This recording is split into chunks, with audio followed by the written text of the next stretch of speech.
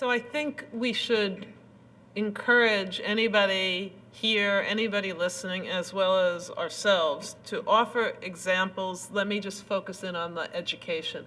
As Nita and Dan and Raju and others have said, there are good examples already out there of models of integrating education both in the early stages and later stages, and we should mention them and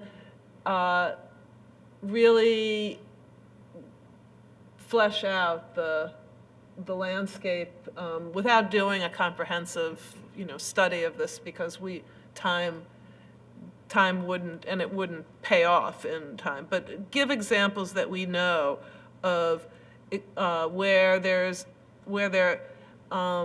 people who are expert in bioethics coming together with scientists who are doing really important research and working together in educational ways. I also think we are added to what we had earlier discussed in under the education. Let's make sure we have a discussion also of helping the science community to educate the public by communicating, because I gave the example that we have in West Philadelphia of the Science Cafe.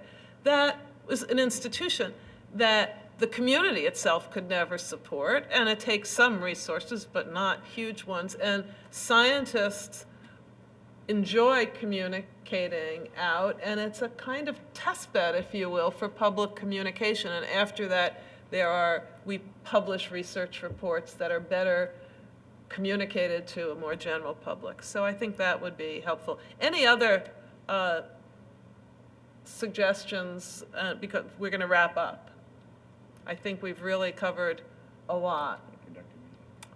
I will then thank, first, on behalf of the Commission, we'll want to thank Lisa Lee, Executive Director, and the staff for really organizing a great meeting, helping us move this report forward, and most importantly, in advance, for helping us get to the point where we actually can issue a public report on our preliminary findings. So thank you.